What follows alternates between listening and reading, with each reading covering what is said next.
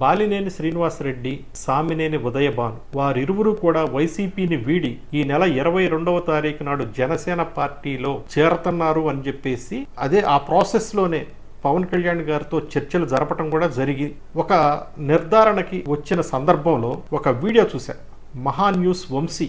ఆ వీడియో చూసిన తర్వాత అనిపించింది, ఆ వంశీ యొక్క షుగర్ ఆపుకోలేని ఆర్తనాదాలు, ఆక్రోశాలు, ఆవేదనలో చూస్తుంటే తొందరపడి కోయిల ముందే కూసింది అన్నట్టు అనిపించింది. అది ఇంటెన్షనల్గా మహావంశీ అనే ఒక వ్యక్తి మీడియాలో నిష్పక్షపాతంగా వ్యవహరించాల్సిన అటువంటి ఒక వ్యక్తి రాజకీయ పార్టీల పయనాన్ని, రాజకీయ నాయకుల యొక్క గమనాన్ని కూడా నిర్దేశించేలాగా వ్యాఖ్యలు ఏవైతే ఉన్నాయో అవి చాలా అభ్యంతరకరం.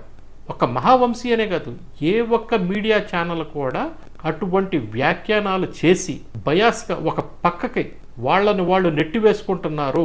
మీడియా అనేది ప్రజలందరి కోసం ఉండాల్సిన మీడియా ఒక సెట్ ఆఫ్ పీపుల్కి మాత్రమే సంబంధించే మీడియా లాగా మిగిలిపోతుంది అని చెప్పేసి స్పష్టంగా చెప్పదలుచుకున్నాను. ఈ రోజున బాలినేని శ్రీనివాసరెడ్డి మీద ఆరోపణలు ఉన్నాయి. ఆయన అటవీ శాఖ మంత్రిగా పనిచేసినప్పుడు పలు ఆరోపణలలో ఉన్నాయి, అక్రమాలు జరిగినాయి, వాటి మీద విచారణ జరుగుతుంది. వాటన్నిటి నుంచి తప్పించుకోవడం కోసం ఇప్పుడు అటవీ శాఖ మంత్రిగా ఉన్నటువంటి పవన్ కళ్యాణ్ గారి పార్టీలో చేరతన్నాడు అని చెప్పేసి ఒక దిగజారుడు వ్యాఖ్యానాలు చేశాడు. నేను ఒకటే అడుగుతున్నా, ఈ మహా న్యూస్ వంశీని ఒక మొక్క అడుగుతున్నా. ఆరోపణలు ఎదుర్కొని జైలులో ఉన్న చంద్రబాబు నాయుడుని కలిసి మద్దతు పలికిన రోజున ఒక నేరస్తుడికి నువ్వెందుకు మద్దతు పలుకుతున్నావు పవన్ కళ్యాణ్ అని చెప్పేసి ఎందుకు విమర్శించలేదు? ఆ రోజున లెగవని నోరు ఈ రోజున బాలినేని శ్రీనివాసరెడ్డి, సామినేని ఉదయభానులు చేరేటప్పుడే ఎందుకు వచ్చింది? అంత లోతైన అధ్యయనం ఎందుకు వచ్చింది? అంత లోతైన విశ్లేషణ ఎందుకు వచ్చింది?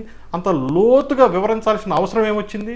మహావంశీ అనే వ్యక్తి మైండ్లో ఉన్నటువంటి విషబీజాన్ని నీళ్లు పోసి పెంచుతున్నాడు. జనసేన పార్టీలో వైసీపీ వాళ్ళ మాత్రమే చేరి వాళ్ళు అకామిడేట్ అయిపోతే ఆల్రెడీ పార్టీలో ఎగ్జిస్టింగ్గా ఉన్నటువంటి కార్యకర్తల పరిస్థితి ఏంటి, నాయకుల పరిస్థితి ఏంటి అని చెప్పేసి ప్రశ్నించిన మహావంశీ ఎలక్షన్ టైంలో బీఫామ్ ఇచ్చేటప్పుడు అదే తెలుగుదేశం పార్టీ నుంచి వచ్చిన బుద్ధప్రసాద్ విషయంలో వ్యాఖ్యానం చేయలేదే? అదే పార్టీ నుంచి వచ్చినటువంటి భీమవరం ఆంజనేయులు గారి విషయంలో వ్యాఖ్యానాలు చేయలేదే? సో ఇది కరెక్ట్ కాదు మిస్టర్ వంశీ. మీడియా వ్యక్తిగా పద్ధతి మార్చుకొని మీడియా వ్యవహారాలు నడుపుకోవటం శ్రేయస్కరం. పార్టీ చూసుకుంటుంది ఎవరిని చేర్చుకోవాలి, చేర్చుకోకూడదు, ఎవరి వల్ల పార్టీకి బెనిఫిట్ ఉంటుంది, ఎవరి వల్ల ఎంత మేరకు లాస్ ఉంటుంది అనేది తర్జన భర్జనలు పార్టీ చూసుకుంటుంది. పార్టీలో ఉన్న వ్యక్తులు పవన్ కళ్యాణ్ గారు చూసుకుంటారు. వాళ్ళని నిర్దేశించేలాగాను, నియంత్రించేలాగాను, వాళ్ళ గమనాన్ని నువ్వు శాసించేలాగాను నీ వ్యాఖ్యానాలు కరెక్ట్ కాదు.